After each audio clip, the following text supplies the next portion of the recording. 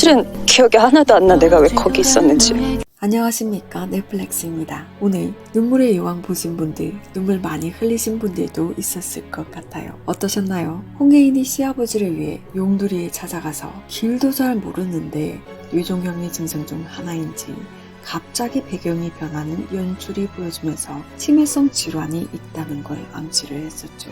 그리고선 정처 없이 넘어지고 일어났는지 무릎에선 피가 많이 있던 홍혜인.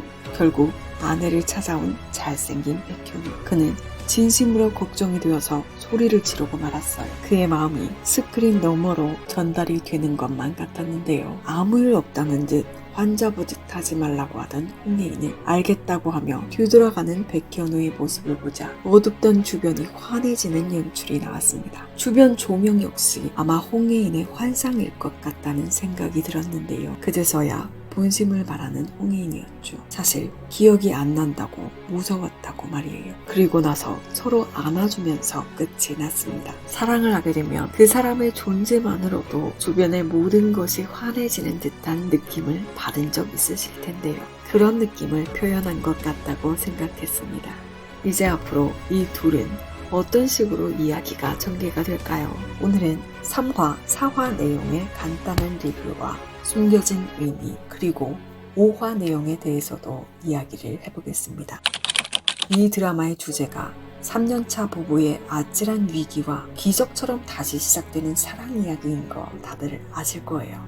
홍혜인은 입버릇처럼 말을 합니다. 어떻게 해서든 자신이 살아날 거라고 말이죠. 죽을 것 같은 위기 때마다 기적 같은 행운이 따랐었고 지금처럼 남은 생이 3개월이라는 선고를 받은 상황에서도 기적적으로 살아날 것이라고 믿고 있습니다. 3화에선 멧돼지에게 죽을 뻔했던 홍혜인은 그때도 기적적으로 살아났었죠. 다음 회차 예고에선 또다시 적혈구의 숫자가 현저히 적어서 살아날 확률 67%라고 말했던 것이 번복이 될 것을 암시를 하긴 했지만 결국 기적적으로 살아나서 백현우와 홍혜인의 행복한 결말을 암시한 부제와 키워드라고 생각합니다. 그래서 앞으로도 기적을 바라는 홍혜인의 대사가 많이 나올 것 같습니다.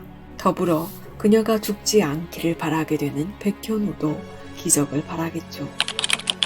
홍혜인의 핸드폰 비밀번호를 알아내려고 엄청난 노력 끝에 백현우가 찍어봤던 그 번호. 아는 사람은 다 아는데 아직도 뭔지 모르시는 분들이 많더라고요. 10월 31일은 지금은 유산한 백현우와 홍혜인의 첫 번째 아기 출산 예정일이었습니다. 그래서 홍혜인의 방에서 나갈 때 천장에 붙어있던 아기용 스티커 별을 보면서 묘한 표정을 지었던 백현우였죠. 앞으로의 스토리에 이것에 관련한 이야기도 나올 것 같았습니다.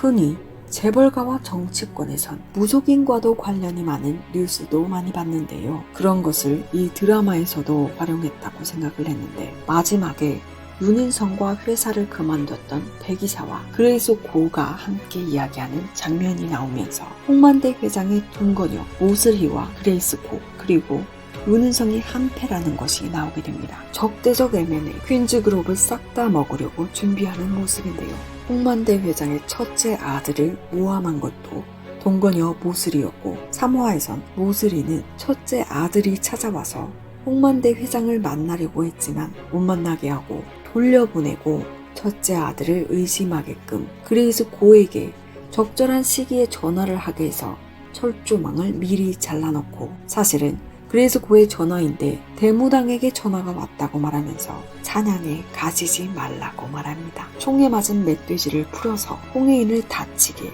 위험에 빠뜨릴 생각이었던 것 같습니다. 그레이스 고의 말을 보면 10년 넘게 무당인 척하면서 돈을 뜯어낸 것 같은데 앞으로도 이 모슬이와 그레이스 고의 역할이 엄청난 빌런으로 나올 것 같습니다. 하지만 모슬이와 그레이스 고의 계획엔 변수가 하나 생겼었죠. 정황상 홍혜인이 다치게 되는 그 순간에 원래는 그곳에 사냥을 하면 안 되는 윤은성이 나타났잖아요. 그것까지는 계획된 것이었습니다. 왜냐하면 홍혜인이 다칠 뻔한 것을 이미 총상을 입은 멧돼지라서 윤은성이 잡으면서 홍씨 가문의 전폭적인 지지를 받게 될 거라고 예상을 하고 그레이스 고와 모슬이 그리고 윤은성이 계획을 했을 건데 사실 여태 수렵을 했을 때마다 백현우는 단 한 번도 꿩을 잡은 적이 없다고 나옵니다. 당연히 계획에 아무런 지장이 없다고 생각을 했을 거예요. 사실 드라마 중에 나오는데 백현우는 그냥 쓸데없는 생명을 죽이기 싫었던 것 같습니다. 어쨌든 절대 생명의 위기 속에 백현우는 총알 한 방으로 멧돼지를 제압하면서 홍해인을 구했습니다. 이로써 홍씨 집안의 꿩다리도 먹게 되는 대우를 받게 되었습니다. 그로 인해 계속해서 윤은성도 백현우를 신경 쓰는 모습이 나오게 되는 것이죠.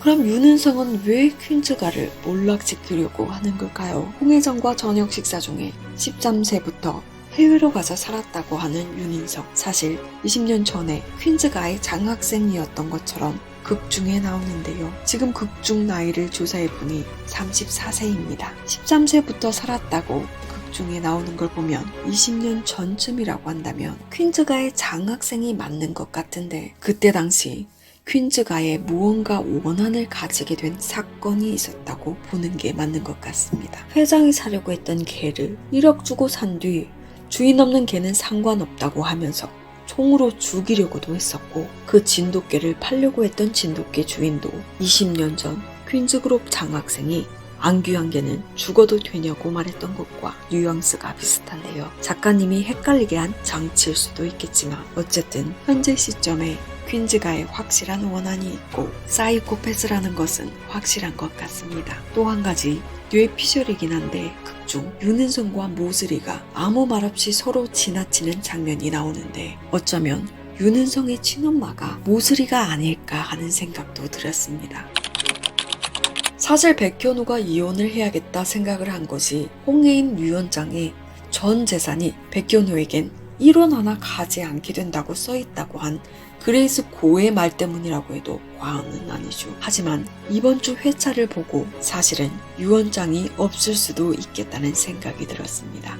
왜냐하면 그레이스 고는 윤은성과 홍혜인을 엮으려고 했었는데 백현우와 홍혜인이 결혼을 하게 되면서 자신이 꿈꾸던 일이 틀어졌고 지금도 괴롭힐 생각을 하고 있는 것이 밝혀졌기 때문이죠. 지금도 현재 진행 중인 계획에 백현우가 이혼을 해야만 일의 전개가 더 빨라지는 무엇인가가 윤은성과 있기에 백현우가 똑똑한 변호사이므로 빨리 이혼 서류를 낼 거라고 생각했기에 그레이스 고가 던진 미끼라고 생각합니다. 사실 홍혜인은 유서는 있겠지만 유서에는 그런 내용은 없을 것이라고 생각합니다.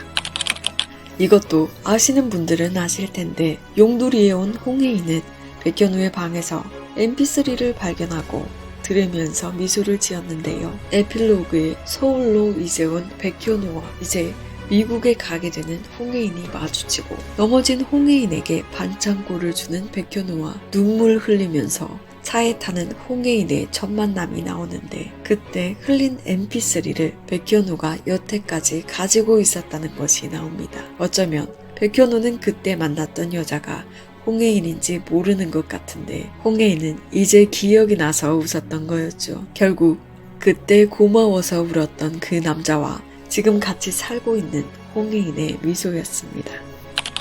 홍혜인의 동생 홍수철의 아내 천다혜는 인물 소개를 봐도 별다른 설명이 없습니다. 31세이고 미인도에서 방금 튀어나온 우아하고 고급스러운 비주얼, 시할아버지인 홍 회장을 흐뭇하게 하는 인물. 그런데 사실 그레이스 고가 심어놓은 듯한 인물일 것 같은 뉘앙스가 나오는 장면이 이번에 나왔었는데요. 술을 한 잔도 못 먹는다고 말해놓고 홍수철이 자리에 없는 사이 술을 한 번에 벌컥벌컥 먹었습니다. 그레이스 고가 심어놓지 않았어도 앞으로 뭔가 심상치 않은 일을 꾸밀 것을 보여주는 복선이었죠. 정체가 무엇일까요? 앞으로 눈물의 여왕의 전개가 엄청 빨라질 것 같습니다. 오늘은 여기까지 준비했습니다. 재미있게 보셨다면 구독, 좋아요, 시청해주셔서 감사합니다.